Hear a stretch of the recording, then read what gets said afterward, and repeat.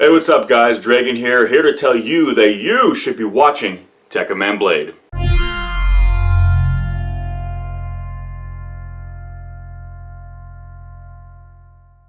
So Tekkaman Blade is a 1992 anime directed by Hiroshi Negishi and basically takes place during the United Earth year 192. And basically what this is a far-flung point in the future where the human race is kind of united under the banner of war. And we are fighting against an alien race called the Radam, which essentially, to this point, have been basically this kind of hive collective organism. They're these creatures that basically drop down from space in like these big pods and kind of open up to be these big, horrific monsters, which we battle through kind of traditional military artillery, albeit more futuristic and sci-fi. And that's basically how this war has been going on up to this point, until the Radam employ a new method, a new weapon called the Tekkaman, which is basically humans who have been taken over and infused with Radam instinct and now basically adorn these biomechanical kind of spacesuits. They basically look like giant futuristic space knights, really elaborate armor. They each have kind of their own unique weapon, their own unique look. For any of you who are familiar with the Guyver series from Japan, similar but just kind of souped up. So basically the story follows is that one Tekkaman breaks free from the rest. One has managed to not be completely under their control. This Tekkaman is called Takaya, or he's kind of become known as D-Boy by the Space Knights. D-Boy is short for Dangerous Boy. Essentially, he crashes to Earth. The Space Knights, which is kind of this team that works with kind of this unified kind of Earth defense system, to fight the Radam, and they basically find him and don't really know who he is, what he is. They just kind of see this naked guy coming out of a crater. Essentially, they take him in, curious obviously, to check him out, only to find out that he is in fact, this space warrior, this weapon, essentially, this living weapon. And basically the story follows kind of his kind of return to humanity. It's a story about someone who has been so psychologically scarred due to the loss of his family to the Radam, that now, even though he himself is still mostly human, he needs to learn how to rejoin the human race. His whole family was taken over by the Radam successfully. So the show has this great, almost Shakespearean drama where D-Boy is basically forced to fight his family, his former friends, who have now been taken over, and they essentially give him an ultimatum, join us or die. It's, if you come back now, all will be forgiven, that kind of thing. And by this point, he has already kind of adhered himself to these people who have taken him, this kind of surrogate family, if you will. But it's not easy for him. You see the struggle of this character. You see the difficulty it is for him to be kind of reacclimated into kind of human life. Basic things, just basic human interaction, he struggles with. You would think that after going what he went through, being able to just interact with people and feel connection, a bond with people who want to be connected with him, would be, something very welcome, something very desired. And in fact, he doesn't know how to do that, and he struggles desperately with it. And that is kind of the source of the drama for the story. That is kind of the crux of the narrative. It's not just the space battles, the science fiction elements, which by the way are incredible, but it's about this character and how he kind of learns to basically be part of a family again. He lost a family, and this is now a new family, and it's a struggle for him, and it's to some for the other character too. It's a struggle for them, because not everyone's right away on board with just trusting him. There are some people who are nervous because of what he is. Like, can we trust him? Is he going to turn on us? Is he a liability? Is he basically just more of a threat to us by having him here than he is basically, a help to us? Because again, the military sees him, they're thinking like, well, this is a great weapon we can use against the Radam because we're essentially using one of their own against them. So there are those who kind of want to just weaponize him, and there are some who are basically saying, listen, if he wants to fight with us, that's his choice, but he is no different than the rest of us. The fact that he can do what he can do is besides the point. It's his choice, like ours, if we want to take up arms and, fight the good fight. So there is that dynamic, and that's kind of where for him, he learns to really start trusting these people, because he sees they are the ones who have his back, not just on the battlefield, but behind the lines of safety, behind the point where he should not have to watch his back, and he does, because like I said, there are people who do not have his best interest at heart, who see him only as an asset. And this is where basically this new family is put to the test. This is where he learns that, okay, these people are the ones that I can trust, and I have to learn to trust, because I cannot go through life just doing it all on my own, because he initially has this very kind of lone wolf mentality. We've seen that a lot in books and movies and what have you, and even anime too. So it's nothing new, but it's very interesting to see this character who originally growing up was very different. This experience, the loss that he went through, the experience what he did, that something that changed him so fundamentally, and to see kind of the slow return, the long, arduous journey back. And it's a great character drama. It's the backdrop of war has always been made for kind of a good character drama. Again, we've seen it a lot in entertainment where something so epic and so kind of devastating is used as kind of like the crux of a redemption story, or a character is kind of return to form. And this is very much what this story is.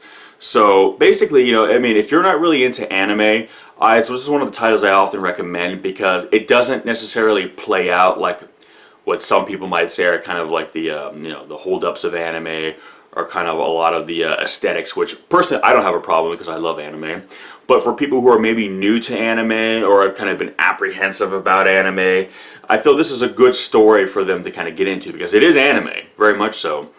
But it's also a lot like, plays out a lot like a film, or like a very long television drama. So it's something familiar in the way it's kind of delivered. So you can kind of latch on to that, and then from there start to enjoy the anime aesthetic, if you will. Then you kind of use that maybe as like your gateway into, like anime titles that are a bit more, for not so much the outsider, but more for the diehard fan. Again, there's most things that people get into, there's usually like a gateway drug, so to speak. And I think Tekkaman is one of those titles that work really well because of the nature, because if its approach has a very, again, cinematic approach, a very Shakespearean way of telling a story with these characters. So there are a lot of familiar elements that a viewer has probably seen somewhere else. So for that reason alone, I would definitely recommend checking it out. Now, in the mid-90s, Saban, the studio and the company in charge for bringing over Super Sentai as Power Rangers, aka basically taking the stock footage from Sentai and integrating it with new shots with like Americans, kids playing now the Power Rangers, brought this over here and called it Tekkaman, and like Power Rangers, basically did a very heavy edit. So they removed scenes, they combined episodes, they changed the narrative, the story. There is a transsexual character in Tekkaman, which in the dub, Tekkaman was just turned into a woman. So things like so. Tekkaman was very kind of progressive in a lot of ways, which unfortunately when they brought it over here, they tried to make it more for kids. It was like a Sunday afternoon cartoon basically, which admittedly was my introduction to it. And then later on when I found out, that basically that was kind of a hack job, of the original, I was very interested in checking out the original. And what I loved about Tekkaman was all there, but now there was this whole other kind of more mature array, of narrative elements for me to really just sink my teeth into. So some of you might know it for that Tekkaman, but I would recommend checking out Tekkaman, the original. And one thing I should note is that Tekkaman is actually a remake of an older anime called Tekkaman and the Space Knights, where they kind of took certain aesthetics and kind of rebooted it and modernized it. So what's interesting too about Tekkaman is actually kind of a rebooted series. So for a lot of purists out there, we talked about if they ever remake this, would they change anything? I'm like, well, technically this has already been changed a lot from the original. But yeah, so for me, when it comes to anime, my favorite will always be Tekkaman. It's just, the look of it is great. It comes from kind of a golden age, in my opinion, of anime. The story is just really top notch. The characters are, you can't help but love them. You can't help but fall in love with them. They're just so personal, and they're dealing with something so otherworldly, and yet they feel very down to earth. You feel their struggle. You feel like they don't feel like they're part of some elite, ultimate awesome task force. They feel like they're going through very real struggles, and that this war is taking its toll on them, not just on the global scale, but on a personal scale. You see them trying to live out in ordinary lives, and in moments where everything is not blowing up, and yet everywhere they look, they're reminded of the war. The Radim have what they call Radim trees. These big pods that are growing on Earth that are slowly kind of encroaching on the planet. So even when they're out shopping or going to malls or going to restaurants, all they have to do is look to the side and they see the signs of war. They see the enemy, the invasion encroaching in on all sides. So they are in a constant state of reminder of basically that, you know, their world is coming to an end, and that what they do, how hard they fight, what they do on the battlefield will determine whether the humanity has a future or not. So they have that on their mind at all times. So when you see them laughing, when you see them joking, you realize just how important those moments are to them, because those are the only moments of reprieve, the only moments of kind of peace they have in an otherwise just endless struggle for survival. So as always with this series, I'm not going to spoil the ending for you. I'll leave that to you. There is a sequel, a much shorter sequel that takes place sometime later, which is, while not, in my opinion, not as good as the original, I think is a very worthy follow-up. But Tekkaman Blade, in my opinion, kind of just stands on its own. It's one of those titles where I think if you really watch it and really get into the story, you'll see that this is something special. And you might even wonder, too, why it hasn't gotten more attention outside of the United States, and or outside of Japan. And I always felt like this was a series that deserves to be held up in such high regard as like Escalfone or A Record of Lotus Wars or Berserk. You know, you hear about these kind of older series that are, heralded as like these champions, these triumphs of anime, and I would definitely say Tekkaman Blade deserves to be up there with them. So if you haven't already checked it out, I recommend Tekkaman Blade. There is an uncut version released now in the West, so you can check that out. So again, if you are familiar with Teknoman and whether you liked it and you feel, okay, you've already seen it, believe me, you haven't seen it.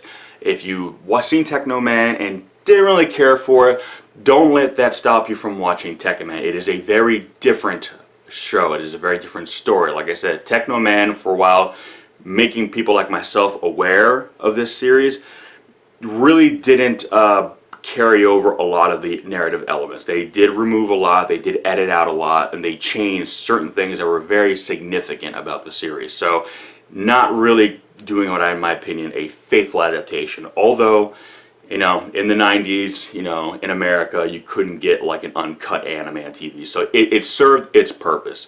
So I'm not knocking it for that. And I actually really love the theme song they actually created for it. But I kind of wish that was the original. That's my only thing I liked about Teknoman. That I was like, oh, I love that theme song they made. But I feel it served its purpose. Now we have the uncut version available, so definitely check that out. So again, it is Tekkaman Blade. I highly, highly recommend it. So if you've seen it, let me know what you think. If you haven't, check it out and then come back, leave some comments. Did you like it? Did you not like it? What did you like about it? Are you interested in seeing maybe more anime from that time period? Whatever, just let me know below, and I would love to hear your thoughts about it. So guys, thanks for watching, and we'll check you out next time. Peace!